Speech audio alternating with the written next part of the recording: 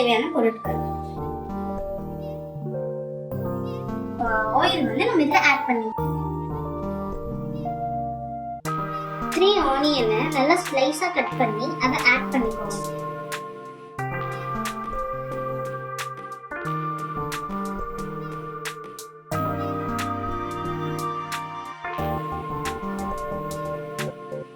இந்த ஆனியனை நல்லா ஒரு 5 மினிட்ஸ் கோல்டன் ப்ரௌன் ஆகுற வரைக்கும் நல்லா வதக்கிக்கோங்க.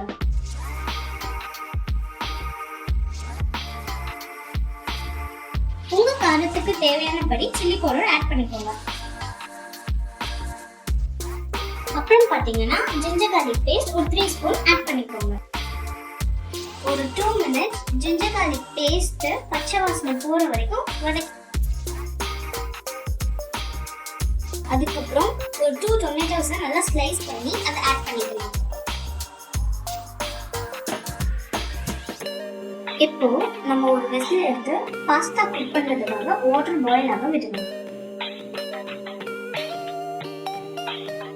1/2 கிளாஸ் வாட்டர் ஆட் பண்ணிக்கலாம்.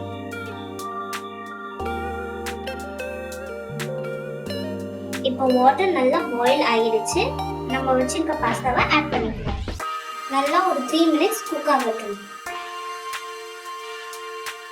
இப்போ பாஸ்தா நல்லா குக் ஆயிடுச்சு.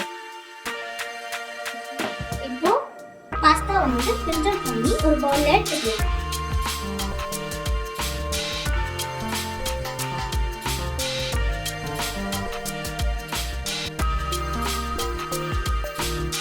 மறக்காம சப்ஸ்கிரைப் பண்ணுங்க.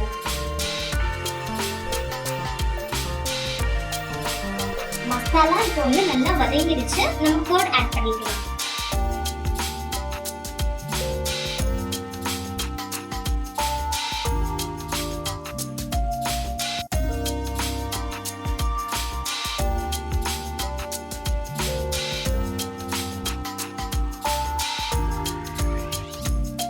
இப்போ நம்ம பீட் பண்ணி வச்சிருக்க எக்கை ஆட் பண்ணிக்கலாம்.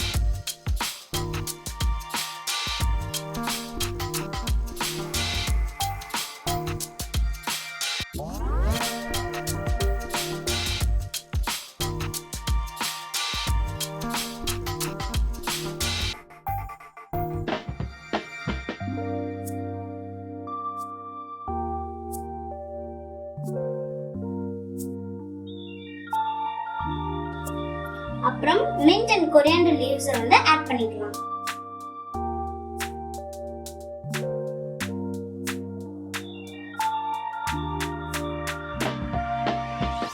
இப்போ நம்ம குக் பண்ணி வச்சிருக்க பாஸ்தாவை மசாலால ஆட் பண்ணிக்கலாம்.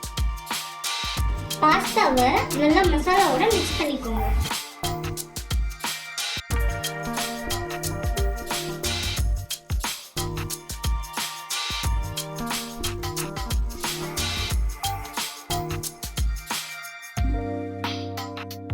இப்போ க்ளோஸ் பண்ணி விட்டுறலாம். ஒரு 5 மினிட்ஸ் லோ ஃப்ளேம்ல இருக்கட்டும். சுவையான ருசியான பாஸ்தா ரெடி. இந்த வீடியோ உங்களுக்கு பிடிச்சிருந்துச்சுன்னா லைக் பண்ணுங்க, சப்ஸ்கிரைப் பண்ணுங்க, ஷேர் பண்ணுங்க, முடிஞ்சா நீங்க கமெண்ட் பண்ணுங்க.